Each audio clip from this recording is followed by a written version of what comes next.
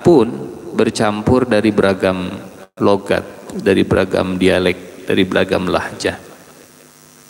Hari ini kalau kita ingin belajar bahasa Arab yang fusha, yang formal, yang disarankan kita belajar ke negara yang memang jarang dikunjungi oleh wisatawan, jarang ada orang asing, memang murni hanya orang Arab saja. Salah satu tempat yang direkomendasikan atau negeri yang direkomendasikan untuk bahasa, salah satunya Sudan atau Libya. Kalau Mesir bahasanya memang lingkungannya mendidik kedewasaan. Tempat yang latar belakangnya beragam mendidik kedewasaan. Tapi dari sisi bahasa yang fusha, yang formal, yang memudahkan kita memahami bahasa Al-Quran, memang menjadi tantangan tersendiri. Karena tidak semua orang Arab juga mengerti bahasa Al-Quran. Bahasanya sangat tinggi. Yang kedua, menjaga kesucian hati, menjaga fitrah anak-anak dan cucu kita. Ini kita simpulkan hikmahnya dari dada Rasulullah yang dibelah kemudian dibersihkan oleh malaikat, dicuci bagian syaitan yang ada di dalam dada Rasulullah sallallahu alaihi wasallam. Karena fitrah anak kita, anak dan cucu kita dipengaruhi oleh kedua orang tuanya. Anaknya mungkin lahir dalam keadaan muslim, tapi lingkungan yang diberikan orang tuanya Yahudi, Nasrani, Majusi. Fa'abawahu, maka kedua orang tuanya lah, kata Nabi, yuhawidanihi au yunassiranihi au yumajjisanihi. Kedua orang tuanya lah yang menyebabkan anak bergaya hidup seperti Yahudi atau bahkan memilih agama Yahudi, bergaya hidup seperti Nasrani atau bahkan memilih menjadi Nasrani, atau bergaya hidup seperti orang Majusi atau dia memilih agama Majusi. Saya lupa pernah cerita atau tidak di sini. Saya pernah ditelepon seorang dokter yang curhat karena anaknya murtad. Padahal muslim dokternya, suami istri muslim. Penasaran karena di hadisnya orang tua yang muslim atau orang tua yang menyebabkan anaknya Nasrani karena orang tuanya juga Nasrani. Sementara kedua orang tuanya muslim, kakeknya juga muslim, kok bisa anaknya jadi Nasrani? Akhirnya cerita panjang dan Rasulullah tidak pernah salah.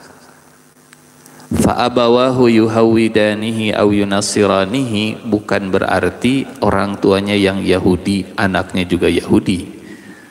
Tapi salah satu maknanya orang tua yang mendidik, menempatkan anaknya di lingkungan yang tidak Islami juga bisa membuat anaknya jadi tidak Islami. Beliau cerita, memang Ustadz, dari kecil kami tidak mendidik anak saya dengan ajaran Islam.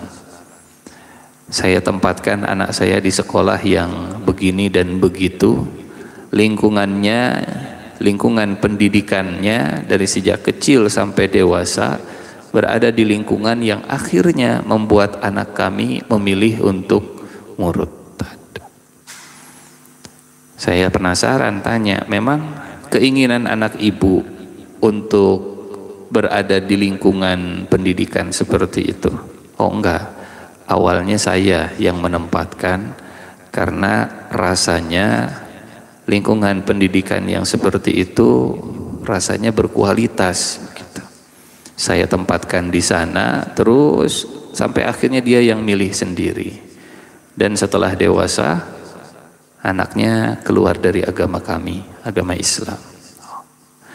Shadaqa Rasulullah sallallahu alaihi wasallam. Maha benar Rasulullah sallallahu alaihi wasallam.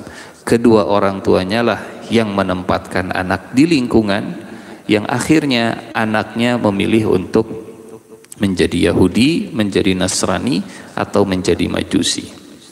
Yang ketiga, membantu untuk berbakti. Hikmah ini kita simpulkan saat Rasulullah Sallallahu Alaihi Wasallam diajak oleh orang tuanya, diajak oleh ibunya, oleh Bunda Aminah untuk bersilaturahim keliling, mengenal keluarga ayahnya, mengenal saudara-saudaranya. Ini 2 poin langsung kita dapatkan membantu nilai silaturahim. Tolonglah anak-anak kalian untuk berbakti, perintahnya. Bantulah anak-anak kalian untuk berbakti. Bagaimana cara membantunya? Caranya berbaktilah kalian kepada orang tua kalian. Birru, kata Nabi, birru aba'akum yaburrukum abna'ukum. Berbaktilah kepada orang tua kalian, maka kelak anak kalian akan berbakti kepada kalian. Tolonglah anak kita dalam berbakti dengan cara kita sebagai orang tua menjadi anak yang berbakti kepada orang tua kita. Khususnya kalau masih ada, kalaupun sudah tiada, masih ada jalan kita berbakti kepada orang tua yang sudah meninggal dunia. Dengan mendoakannya, dengan menjaga amal solehnya. Kalau orang tua misalnya punya pesantren, punya lembaga, dijaga amanahnya. Kalau orang tua misalnya punya perusahaan yang biasa membantu orang-orang yang kesulitan, dilanjutkan amal solehnya, dan seterusnya dan seterusnya. Kemudian di usia 6 tahun Rasulullah juga belajar 4 olahraga ini, ya, berkuda, berenang, pemanah, dan berlari. Bahkan dalam riwayat Baihaqi, Nabi menganjurkan orang tua mengajarkan anak cucunya olahraga-olahraga berikut. Allimu auladakum as-sibahah war-rimayah warukubal khail. Mau diterjemahkan secara tekstual, mangga, silahkan. Mau diterjemahkan kontekstual juga mangga, silahkan. Kalau terjemahan tekstualnya insya Allah mudah. Bagaimana terjemahan kontekstualnya? Berenang. Berenang itu olahraga yang jarang bisa dikuasai oleh orang-orang padang pasir karena lingkungannya yang minim air. Jadi kalau diterjemahkan berenang, olahraga yang jarang, ya, olahraga yang olahraga yang tidak sesuai dengan lingkungan yang ada di sekitarnya, enggak, silahkan. Memahami secara tekstual berenang artinya juga bisa difahami, atau secara tekstual berenang. Secara kontekstual, olahraga berenang itu mengajarkan kita survival, bagaimana kita bisa hidup di lingkungan yang berbeda. Kalau kita biasa hidup di lingkungan yang banyak udara, kita biasa berjalan dengan mudah. Bagaimana kalau kita hidup di lingkungan yang tidak biasanya? Maka olahraga yang melatih kita bisa hidup di lingkungan yang tidak biasa, itu turunan atau pemahaman kontekstual dari olahraga berenang. Mau diterjemahkan demikian juga mangga. Apa contohnya kalau diterjemahkan demikian? Terjemahannya kontekstual, hiking, apa lagi? Naik gunung, solo bivak sendirian, misalnya di hutan, dan seterusnya. Berkuda, terjemahannya juga beragam. Kalau hari ini mungkin kalau kuda zaman dulu, pertama sebagai alat transportasi, yang kedua kuda juga sebagai alat tempur, alat perang. Mengendarai kuda kalau diterjemahkan hari ini berarti belajar naik kendaraan yang bukan sekedar kendaraan biasa. Karena kendaraan zaman dulu ada 3. Ada onta untuk perjalanan jarak jauh, melewati trek yang sulit, off-road mungkin bahasa kita sekarang. Kuda itu kendaraan yang membutuhkan speed tinggi, kecepatan tinggi. Keledai itu kendaraan yang biasa digunakan di dalam kota untuk perjalanan santai, ya sekedar berkeliling saja. Maka kalau diterjemahkan secara kontekstual, hari ini apa hikmahnya belajar berkuda? Belajar mengendarai kendaraan yang bisa kecepatan tinggi begitu, dengan resiko yang tinggi puncaknya. Tentu bertahap, tidak langsung otomatis usia 3 tahun suruh nyetir dan seterusnya. Atau kalau kuda itu dilihat sebagai alat tempur, ya bagaimana anak kita diperkenalkan dengan alutsista gitu ya, alat utama sistem persenjataan. Diajak misalnya ke Pindad, kemudian melihat inilah Indonesia sudah bisa membuat tank Anoa gitu. Kudanya masa lalu, kudanya hari ini. Dan seterusnya dan seterusnya. Memanah juga demikian, mau diterjemahkan secara tekstual dengan panah horsebow atau dengan panah standar buat olahraga, atau mau diterjemahkan kekinian, belajar memanah artinya belajar melempar dari jarak jauh apapun senjatanya. Diajarkan bagaimana hari ini teknologi semakin berkembang, orang tidak perlu cukup dia mengendalikan gadget dan layar di depannya, dia sudah bisa memanah jarak jauh dengan drone. Itu juga konsep memanah kalau diterjemahkan dengan kondisi kekinian gitu. Bagaimana membuat satelit mini, bagaimana, dan seterusnya dan seterusnya. Dan berlari ya. Karena ini termasuk salah satu olahraga juga yang sering dikerjakan oleh Nabi bersama dengan istri, dengan Sayyidah Aisyah khususnya. Nilai silaturahim dikenalkan oleh ibunya di usia yang masih belia 6 tahun, diajak dari Mekah ke Madinah untuk bertemu dengan keluarga suami, sehingga nempel di benak Rasulullah bagaimana pentingnya nilai silaturahim. Yang keenam, memahami hakikat dunia, bahwa dunia hanya sementara, pada akhirnya setiap yang bernyawa akan meninggal dunia. Dan ini tertanam pada diri Rasulullah sallallahu alaihi wasallam, bukan dengan teori tapi langsung praktek di depan mata. Ibunya meninggal dunia dalam perjalanan pulang. Kakeknya meninggal dunia saat Rasulullah masih sayang, masih ingin bersama dengan sang kakek. Yang ke-7 ya, mengajak ke pertemuan-pertemuan penting atau dialog-dialog dengan tema-tema yang berat. Nonton TV, nonton berita, perkembangan kondisi umat Islam di beragam dunia. Dialog itu juga salah satu hikmah masa kecil Nabi Muhammad sallallahu alaihi wasallam. Dan yang terakhir, yang paling utama, menjadikan Allah sebagai sandaran. Ilmu tawakal didapatkan langsung oleh Nabi, bukan dengan teori tapi langsung dengan praktek. Apa prakteknya? Setiap kali ada manusia yang dekat dengan Rasulullah dan dalam tanda petik ya, bisa jadi andalan hidupnya Rasulullah sallallahu alaihi wasallam, saat itu juga Allah kemudian mencabut nyawa manusia tersebut. Lahir dalam keadaan yatim, salah satu hikmahnya agar Nabi dari kecil tidak bersandar kepada ayahnya.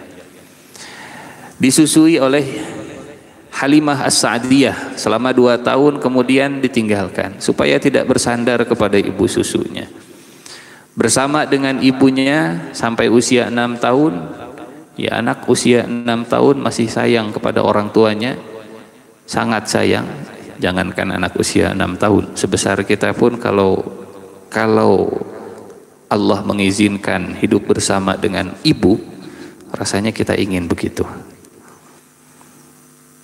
Meninggal dunia supaya Rasulullah sallallahu alaihi wasallam tidak bersandar ke ibunya. Bersama dengan kakeknya 2 tahun, dicabut nyawa kakeknya supaya tidak bersandar ke kakeknya. Jadi ilmu tawakal itu salah satunya diajarkan oleh Allah. Memang kalau dengan praktek langsung kerasa, langsung kena begitu ya. Manusia bersandar dengan harta, dibuat masalah dalam hartanya, pada hartanya dibuat masalah. Manusia bersandar kepada kerja, tempat kerjanya bermasalah. Manusia dibuat bersandar ke relasi dan jaringannya, jaringannya dibuat oleh Allah bermasalah. Sampai akhirnya manusia sadar bahwa satu-satunya yang bisa dijadikan sandaran hanya Allah Subhanahu wa ta'ala. Ini beberapa hikmah rangkuman masa kecil Nabi Muhammad sallallahu alaihi wasallam. Kita lanjutkan masa remaja Nabi Muhammad sallallahu alaihi wasallam. Setelah beliau ditinggalkan kakeknya, setelah Abdul Muttalib meninggal dunia, dari usia 8 sampai usia 25 tahun, insyaallah 17 tahun kita coba rangkum dalam beberapa menit ke depan. Ada beberapa peristiwa penting di masa remaja Rasulullah sallallahu alaihi wasallam. Yang pertama, Abdul Muttalib berwasiat ke Abu Talib. Abdul Muttalib menitipkan Muhammad cucunya ke Abu Talib, bukan ke paman-pamannya yang lain.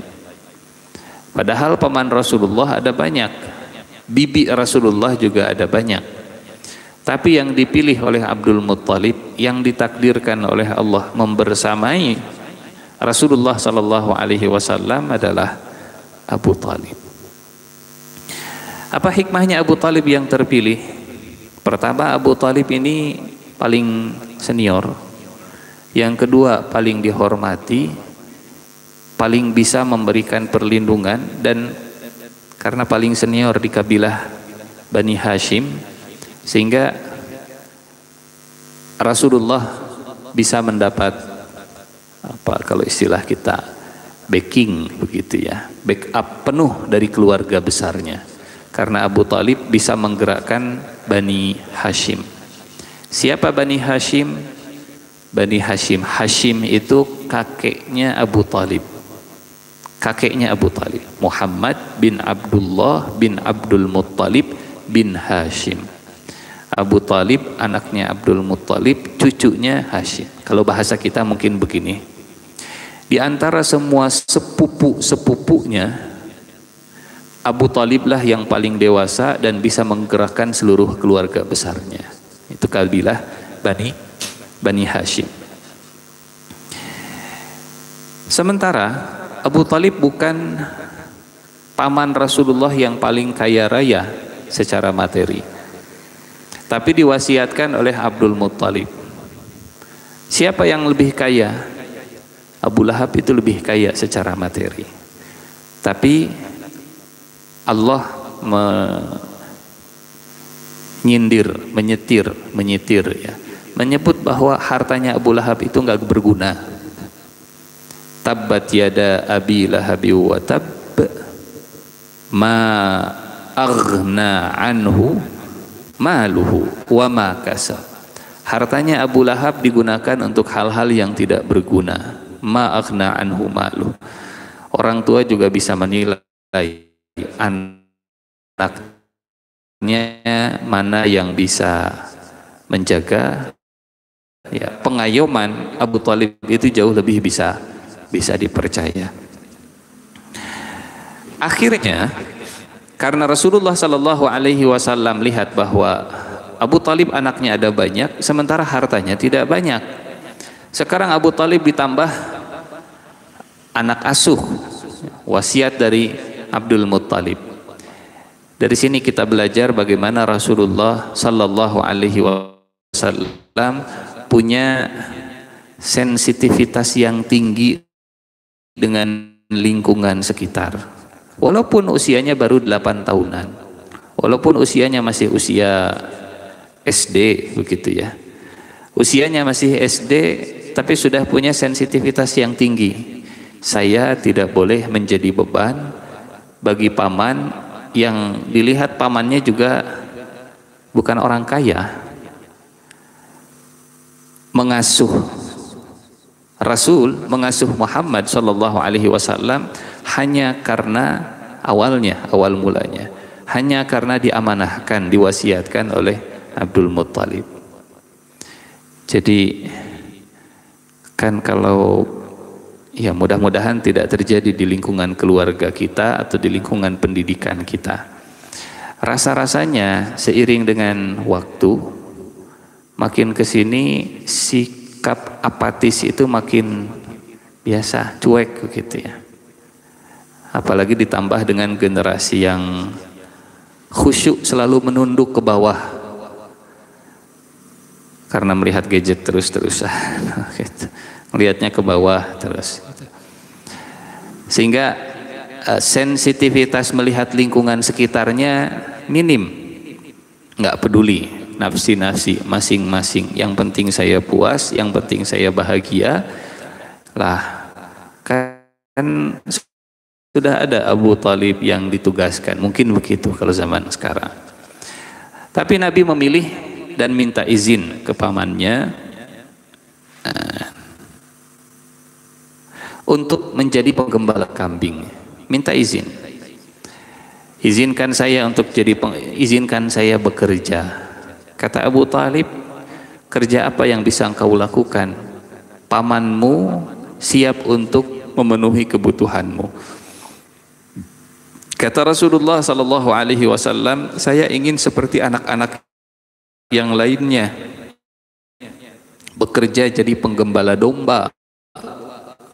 Kata Abu Talib, itu bukan pekerjaan yang layak bagi kita. Itu pekerjaan bagi mereka yang memang ya pekerjaan yang apa istilah sekarang dipandang sebelah mata.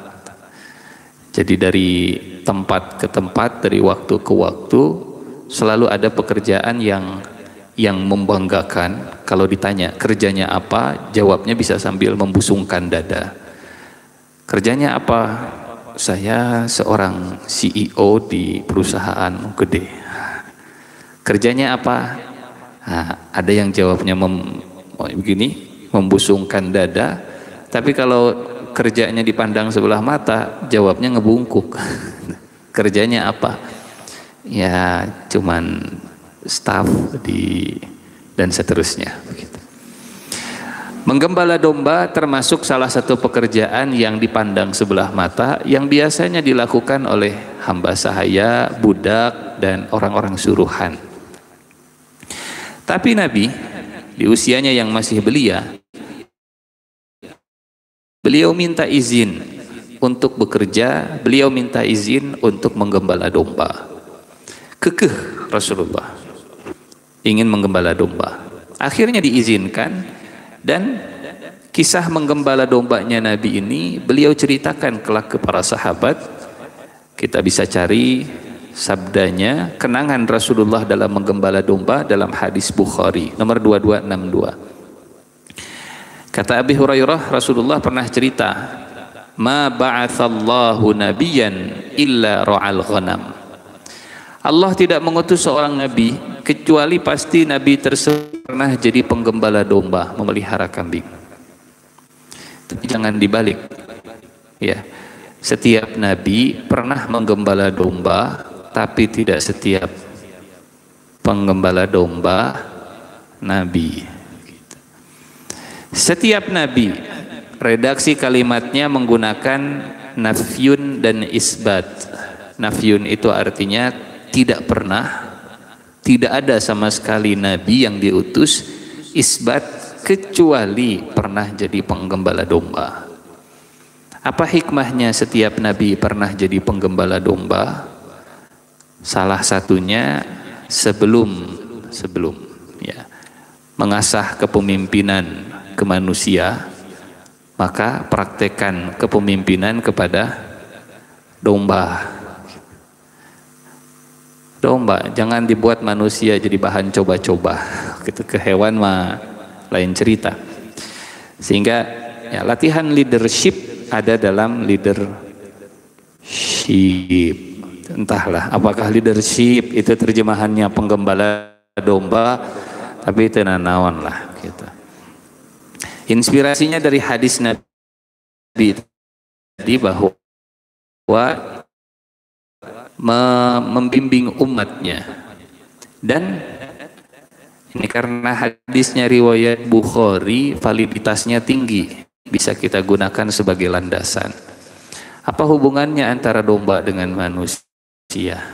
Sehingga suka ada istilah apa? Domba-domba yang tersesat dan begitu, gitu ya. Dari hadisnya Rasulullah juga demikian. Pertama, ini bukan memelihara domba di dalam kandang, berbeda dengan menggembala domba.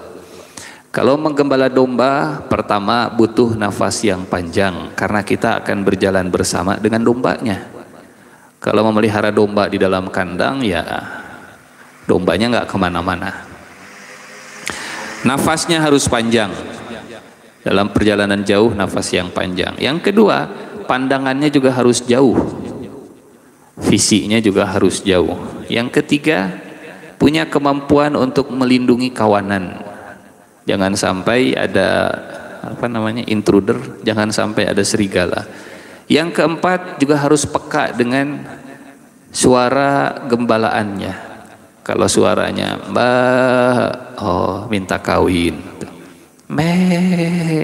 oh lapar banget ini, mbak, oh capek iya mah domba. Nah, kemampuan seorang leadership, telinganya tajam untuk menafsirkan suara gembalaannya, bisa menerjemahkan arti dari bunyi-bunyi yang ada di bawah.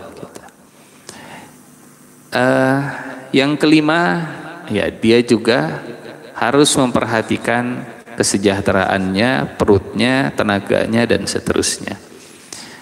5 hal ini kan kalau dengan Abu Thalib, kalau dengan Abdul Muttalib, Rasulullah itu menyaksikan, oh begini caranya ya Abdul Muttalib memimpin Mekah, oh begini ya caranya Abdul Muttalib mengendalikan kabilah, oh begini, baru melihat. Tapi tidak cukup hanya sekedar melihat, seperti orang yang melihat atlet renang, oh begitu ya kalau menyelam yang bagus teh, cuman melihat. Tapi tidak cukup jago kalau cuman melihat, harus dicoba juga, ancelup langsung, tenggelam langsung, berenang langsung. Jadi ilmunya dilihat dari Abdul Muttalib, praktek pertamanya domba. Sebelum nanti setelah praktek ke domba, Rasulullah Sallallahu Alaihi Wasallam mulai memimpin perusahaan kecil milik Khadijah radhiyallahu anha, dari domba ke manusia, dari manusia ke keluarga. Yang tadinya memimpin anak buah Siti Khadijah, berikutnya naik levelnya memimpin Khadijahnya sendiri, berumah tangga dengan Siti Khadijah, terus memimpin masyarakat Mekah karena ada peristiwa di Mekah di mana Rasulullah menjadi rujukan untuk menyelesaikan permasalahan. Saat batu Hajar Aswad itu lepas, kemudian terjadi perselisihan di para leader kabilah-kabilah, para kepala suku, dan Rasulullah yang menjadi problem solvernya, naik kapasitas kepemimpinannya, sampai puncaknya Rasulullah diangkat menjadi nabi. Beliau bukan lagi pemimpin Mekah, beliau menjadi pemimpin manusia di atas nabi-nabi dan rasul-rasul yang lainnya. Ma ba'atsallahu nabiyyan illa ra'al ghanam. Tidaklah Allah mengutus seorang nabi kecuali dia pernah menjadi penggembala domba. Sampai para sahabatnya penasaran. Faqala ashabuhu wa anta? Anda juga ya Rasulullah? Kekagetan para sahabat ini, Bapak Ibu jamaah yang dirahmati Allah, karena mereka tahu latar belakang Nabi, Quraisy, darah biru, bangsawan, cucu Abdul Muttalib, masa jadi penggembala domba. Ibaratnya punten, mohon maaf, ini mungkin ilustrasi, kalau salah mohon dimaafkan atau semoga Allah mengampuni saya. Anak pejabat paling tinggi, kemudian kerjanya sebagai apa kalau di kita? Ya, bekerja di satu perusahaan kecil begitu, dan job desknya punten, misalnya sebagai pembersih, mengut sampah dan seterusnya begitu. Pasti akan mengundang, tapi bukan untuk pencitraan, bukan, memang realnya kerja begitu, dia butuhnya seperti itu, dia ingin hidup mandiri, yang tersedia ya sudah, yang ada dia kerjakan. Sampai para sahabatnya kaget, wah anda juga ya Rasulullah? Kata Nabi, na'am, kuntu ar'aha ala qararit li ahli Makkah. Aku pernah memelihara domba, menggembala domba dengan upah beberapa qirat, receh, kecil, dari penduduk Makkah. Beliau mendapatkan uang dari kerja, memang menjual jasa, menjual waktu, tapi belum menjual produk, belum menjual barang, menjual jasanya. Yang jadi pertanyaan, apa hikmahnya Rasulullah di masa kecil pernah jadi penggembala domba, pekerjaan yang dipandang sebelah mata? Hadirin Bapak Ibu jamaah yang dirahmati Allah, rupa-rupanya bukan hanya Nabi Muhammad yang pernah, semua Nabi pernah, bahkan ada satu Nabi yang diabadikan oleh Allah di Al-Quran, di surat Al-Qasas, bukan sekedar anak Abdul Muttalib, tapi anak angkatnya raja, biasa tinggal di istana dengan semua fasilitas yang luar biasa.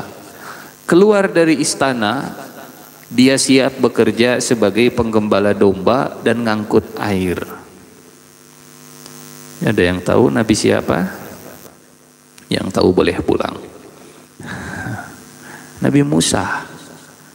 Nabi Musa tinggal di istana Fir'aun, diangkat jadi putra mahkota, anak angkat oleh Siti Asia. Tumbuh dewasa di dalam istana, fasilitas dan gizinya juga pasti luar biasa. Namanya anak raja, apalagi diistimewakan oleh istri raja, karena biasanya istri raja lebih raja daripada istri raja lebih raja daripada raja begitu. Sekarang diistimewakan Musa oleh istrinya raja, pasti fasilitas gizi dan segala macam yang ada di istana itu mudah didapatkan oleh Musa. Ada satu peristiwa yang membuat Nabi Musa terpaksa meninggalkan negeri Mesir. Tidak sengaja Nabi Musa membunuh seseorang, tidak sengaja, lagi berantem dipisah. Tapi ternyata kekeh tidak mau berpisah. Nabi Musa kemudian sikut, sudah berhenti. Sikutan Nabi Musa membunuh orang tersebut. Niatnya ingin memisahkan, tapi kekencengan, terlalu kencang memisahkan, akhirnya meninggal dunia. Itu sikutnya yang tidak disengaja. Komolamun dihaja. Gitu. Saking ya dahsyat gizi istana memang luar biasa. Akhirnya Nabi Musa terpaksa meninggalkan negeri Mesir ke negeri Madian, bertemu dengan siapa? Dua orang wanita, ditolong oleh Nabi Musa. Kemudian perempuan tadi berterima kasih, pulang ke rumahnya. Kata bapaknya, panggil laki-laki yang sudah ngasih tolong, ambilkan air. Diundang oleh wanita tadi ke rumahnya, kemudian dinikahkan oleh laki-laki tadi ke salah satu anak perempuan dengan mahar. Kalau Anda ingin menikahi anak kami, saya akan nikahkan, tapi maharnya bekerja untuk kami selama 8 atau sampai 10 tahun. Apa kerjanya? Gembalakan domba kami. Kira-kira untuk merekonstruksi kejiwaan itu perkara mudah atau susah? Biasa di atas nunjuk-nunjuk, sekarang di bawah ditunjuk-tunjuk. Biasa jadi anak sultan, sekarang ditunjuk jadi penggembala domba. Kisah ini diabadikan oleh Allah dalam Al-Quran surat Al-Qasas. Hikmahnya, apapun kerjanya selama halal kerjakan. Tidak ada istilah gengsi anak sultan, anak raja, anak pejabat, anak Fir'aun. Selama halal kerjakan. Kerjakan. Bahkan ini hikmah yang pertama ya. Rasulullah mengajarkan selama halal tidak ada istilah gengsi dan seterusnya. Yang kedua, Bapak Ibu yang Allah muliakan, hadirin jamaah yang Allah muliakan, ini punten saya sampaikan begini karena saya juga mengalami. Saya mengalami sendiri. Ya, waktu saya pernah di Australia 2,5 tahun, hampir 3 tahun, dan memang pekerjaan yang tersedia bagi warga Indonesia yang menemani keluarganya sedang studi, yang banyak dikerjakan ya jadi cleaning service dan seterusnya. Begitu. Memang awalnya agak, jadi cleaning service ini dan seterusnya. Tapi dah halal, bismillah kerjakan. Alhamdulillah. Ala kulli hal, jadi bisa merasakan, oh begini ya, bekerja yang mungkin akan dipandang sebelah mata. Tapi ada ulama Mesir, ulama tafsir, pakar tafsir Mesir, Syekh Mutawalli Sya'rawi. Beliau pernah satu kesempatan masuk ke satu toilet. Kemudian dibersihkan toiletnya sebersih-bersihnya. Padahal petugas kebersihannya ada. Padahal Syekh Mutawalli Sya'rawi ulama besar yang kalau bikin kajian jamaahnya banyak yang hadir. Akhirnya ya ada orang yang lihat, penasaran, Syekh, Anda kan ulama besar, petugas kebersihan juga ada, kenapa Anda bersihkan toilet sendiri? Kata Syekh Mutawalli Sya'rawi, tadi jiwa saya membisikkan kesombongan. Anda ulama besar, Anda terkenal, Anda jamaahnya banyak, Anda luar biasa. Dan saya ingin merendahkan jiwa saya, menundukkan jiwa saya dengan cara mengerjakan pekerjaan yang mungkin dipandang sebelah mata oleh orang. Jiwanya mengangkat terlalu tinggi, maka Syekh Mutawalli Sya'rawi merendahkan dirinya dengan pekerjaan yang mungkin dipandang oleh manusia sebelah mata. Cara menurunkan atau meredam kesombongan ala Syekh Mutawalli Sya'rawi. Saat cara untuk tawadhu dari Syekh Mutawalli Sya'rawi. Dan ini juga terjadi kepada Rasulullah sallallahu alaihi wasallam. Umar bin Khattab ketika beliau jadi khalifah, Amirul Mukminin, Persianya sudah takluk. Persia itu mungkin padanannya hari ini Cina, Rusia, gitu ya.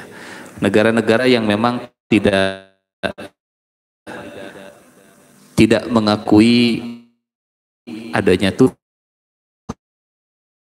Rusia dan Cina dikalahkan oleh Umar bin Khattab. Persia takluk, tumbang saat Umar jadi khalifah. Kan itu jadi prestis, kebanggaan, pencapaian, achievement tersendiri. Umar bin Khattab naik ke atas mimbar. Punten, kira-kira kalau di posisi seperti itu, kalimat apa yang akan terucap dari lisan umumnya manusia? Rasanya akan cenderung menepuk dada begitu ya. Mun lain ku mamang, Persia teh moal bisa ki mamang ya, karena kepemimpinan mamang jadi begini. Tapi apa kata Umar bin Khattab? Ayyuhan nas, wahai sekalian manusia, dengarkan. Amirul Mukminin yang hari ini kalian panggil dengan panggilan Amirul Mukminin, dulunya dipanggil Umar. Sebelum dipanggil Amirul Mukminin, dulu dipanggil Umar. Dan masa kecilnya dulu dipanggil Umair, si Umar kecil. Umair masa kecil dulu adalah seorang penggembala onta biasa. Yang belum tahu, ketahuilah fakta ini. Yang belum dengar tolong sampaikan oleh kalian yang mendengar. Wassalamualaikum. Selesai. Ali bin Abi Thalib yang menyimak penasaran. Kata Ali begini, ya Amiral Mu'minin, ma araka illa ahanta nafsaka. Wahai Amiral Mu'minin, saya simpulkan khutbah tadi, engkau hanya merendahkan dirimu sendiri, membuat orang jadi tahu masa lalumu yang hanya penggembala onta biasa, padahal engkau saat ini adalah penakluk Persia. Ma araka illa ahanta nafsaka. Kata Umar bin Khattab, benar, saya sengaja ingin menundukkan jiwa saya karena tadi ada bisikan, engkaulah yang bisa mengalahkan Persia, engkaulah yang luar biasa, engkaulah. Maka saya ingin meredam, menundukkan jiwa saya. Caranya bagaimana? Kasih tahu semua orang bahwa saya dulunya hanya seorang penggembala onta biasa. Ada seorang Arab Badui datang ke Rasulullah ingin bertemu, kemudian ketakutan, gemetaran. Matanya melihat ke bawah, kadang ke atas, panik gitu. Setelah bertemu Rasul, kata beliau, hawin alaik, tenang, kalem, cool, santai bro, tenang. Fa innama ana ibnu imra'atin ta'kul qadid min Makkah. Saya hanyalah seorang anak dari perempuan yang kalau makan itu daging kering yang sudah dijemur di Mekah. Apa maksudnya? Arab Badui bertemu Rasulullah, tegang, panik bawaannya, ketakutan. Rasulullah ketika bertemu menenangkan, jangan bertemu dengan saya dalam keadaan seperti bakal macam-macam. Tenang, saya manusia biasa, saya Abdullah, saya hanya hamba Allah, putra seorang wanita yang kalau makan juga makan daging kering. Tenang. Kan kadang dorongan jiwa kita itu, kalau melihat orang yang yang takzim, yang takut, cenderung kita akan semakin meninggi gitu. Kalau ada orang yang merendah, cenderung jiwa kalau tidak dirahmati oleh Allah, ini ada orang merendah, kita akan semakin meninggi. Tapi Umar bin Khattab, Syekh Mutawalli Sya'rawi, bahkan Rasulullah sallallahu alaihi wasallam mengajarkan ikut merendah juga, tawadhu. Iya, ini hikmah dari kenapa Rasulullah sallallahu alaihi wasallam pernah menjadi penggembala domba, pekerjaan yang dipandang sebelah mata, supaya Nabi ya disiapkan oleh Allah bahwa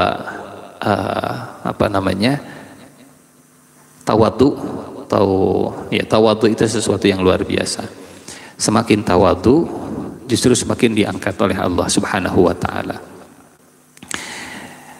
Di usia 8 sampai usia 12 tahun beliau jadi penggembala domba. Nah, di masa-masa sedang menggembala domba ini ada satu kisah Rasulullah sendiri yang menceritakan. Mungkin muncul penasaran begini Bapak Ibu ya. Rasulullah waktu kecil, waktu remaja pernah baong tuh sih? Pernah nakal nggak sih Rasulullah waktu mudanya, waktu kecilnya? Pernah happy begitu, pernah dugem tengah malam, pernah pesta pora dan seterusnya, pernah nggak sih? Kan ya namanya juga anak muda. Ternyata kalau dorongan ada, dorongan untuk mengikuti kehidupan malam, pesta tengah malam ada dorongan itu. Tapi dijaga oleh Allah Subhanahu wa ta'ala. Dalam riwayat Tabrani, dalam riwayat Hakim, beliau sendiri yang cerita tentang dirinya. Kata Nabi begini, ma hamamtu bi syai'in mimma kanu fil jahiliyyati ya'malunahu ghaira marratain. Saya tidak pernah menginginkan sesuatu yang dilakukan oleh orang jahiliyah dulu kecuali 2 kali. Pernah 2 kali pengen diajar baong atau belajar nakal, ingin ngikutin orang jahiliyah teh kayak gimana sih. Dulu mungkin istilahnya belum jahiliyah. Cuman 2 kali. Kenapa cuma 2 kali? Karena sensitivitas Nabi, kecerdasan, mungkin dulu belum ada wahyu ya. Istilahnya mungkin kecerdasan spiritualnya. 2 kali tidak berhasil, langsung berhenti. Sudah nyoba 2 kali, nggak berhasil, langsung berhenti. Tidak dicoba lagi. Kullu dzalika yahulullahu baini wa bainahu. Dan selama 2 kali saya mencoba untuk nakal tadi, Allah selalu mencegahnya, Allah selalu menghalanginya. Tsumma ma hamamtu bihi hatta akramani Allahu birrisalah. Kemudian setelah itu saya nggak coba-coba lagi sampai Allah memberikan kemuliaan dengan risalah, menjadi seorang rasul. Qultu lailatan lil ghulamil ladzi yar'a ma'i bi a'la Makkah. Suatu malam saya bilang ke teman dalam menggembala, partner kerja dalam menggembala di puncak Mekah, lau absartali ghanami hatta adkhula Makkah wa asmura biha kama yasmura syabab. Bro, titipnya domba saya. Mau kemana? Mau ke Mekah, pengen asmur. Asmur, yasmur itu bergadang.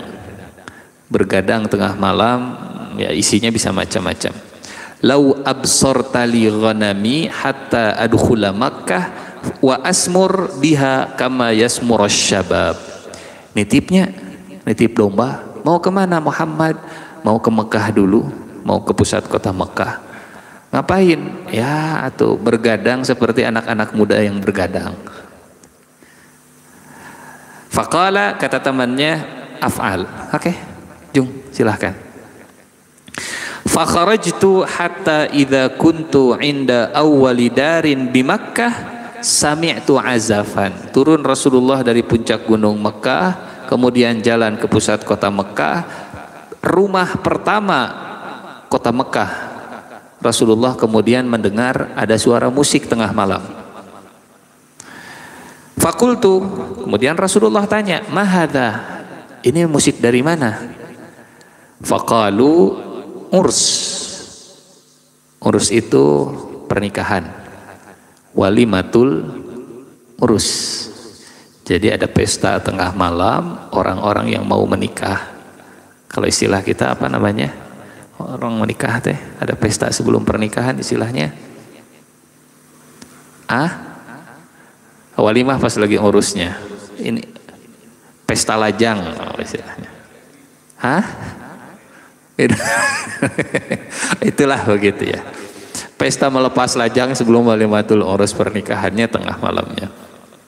Fajalastu, kemudian Rasulullah duduk, asma, ingin mendengarkan, menikmati pesta tengah malam, musik tengah malam. Fadaraballahu ala udhuni fanimtu fama ayqadhani illa harrus syamsi. Baru saja saya duduk, ngantuk. Baru duduk ngantuk. Entah ngantuk karena ya cara Allah bisa macam-macam. Siangnya Rasulullah capek kerja, pas datang ke Mekah dibuat ngantuk oleh Allah, duduk ngantuk, tidur, telinganya nggak dengar apa-apa.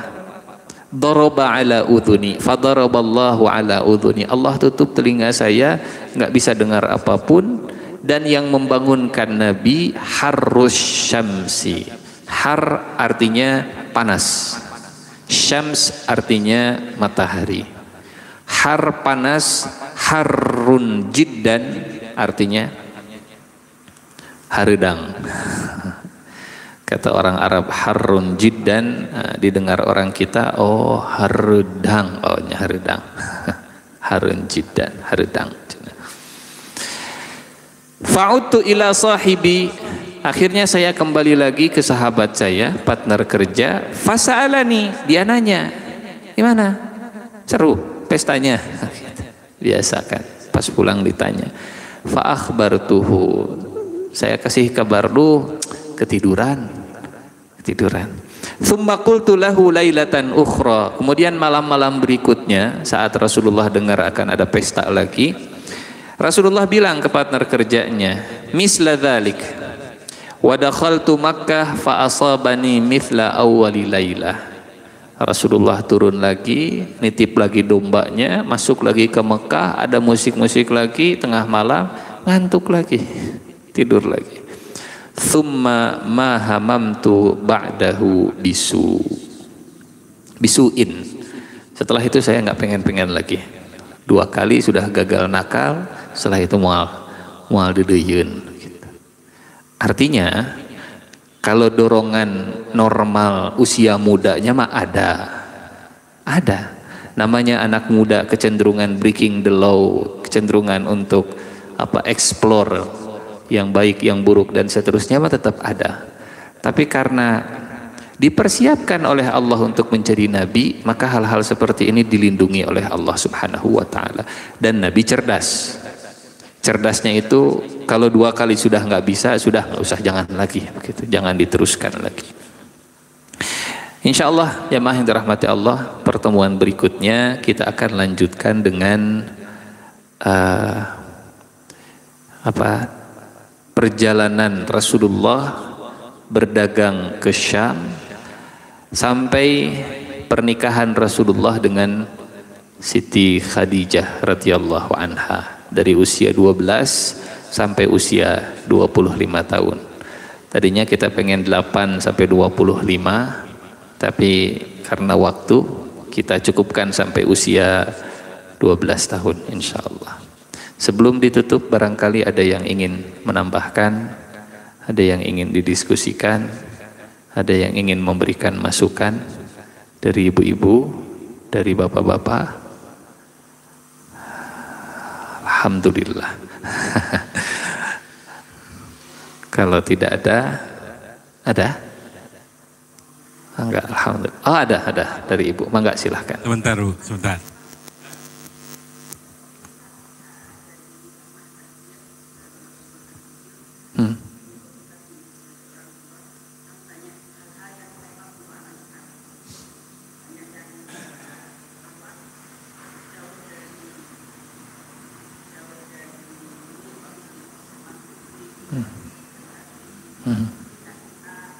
Ya.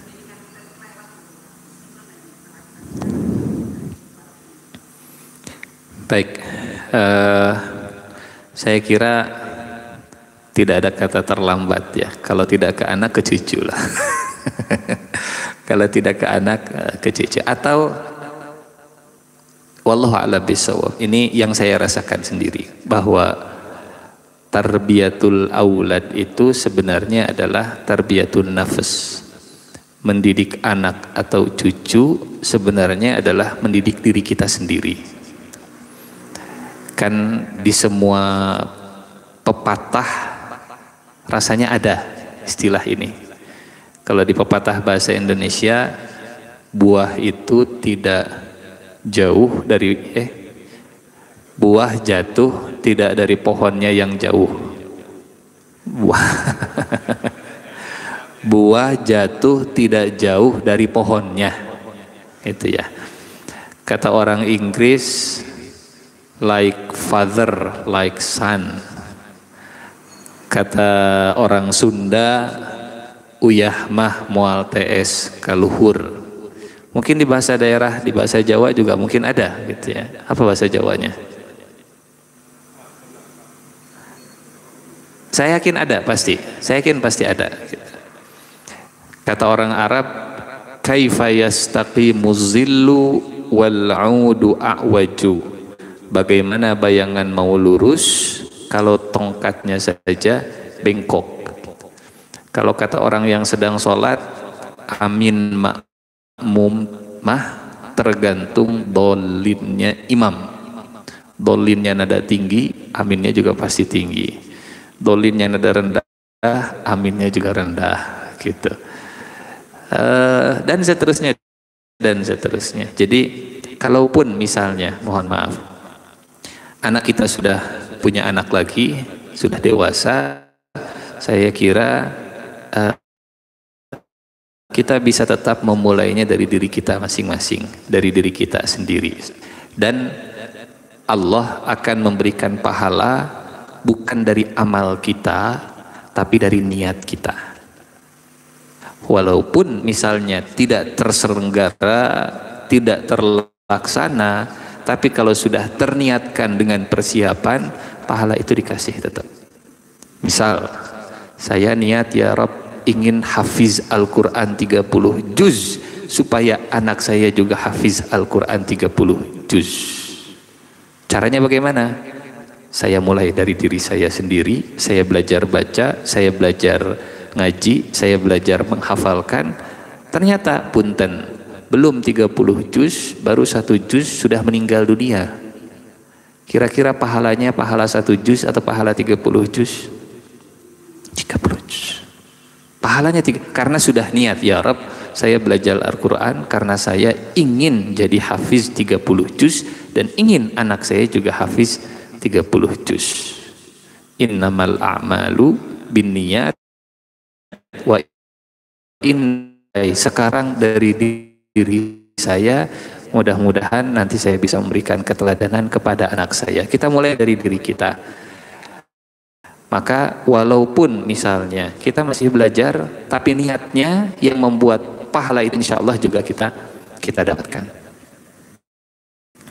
Wallahu a'lam bishawab. Mudah-mudahan semangat ini menjadi modal untuk memulai, dan niat itu insya Allah mudah-mudahan jadi pahala yang bisa kita gapai. Wallahu a'lam bishawab. Ada lagi? Kalau tidak ada, alhamdulillah. Kita tutup dengan sama-sama membaca doa kifaratul majlis. Subhanakallahumma wa bihamdika asyhadu an la ilaha illa anta astaghfiruka wa atubu ilaik. Assalamualaikum warahmatullahi wabarakatuh.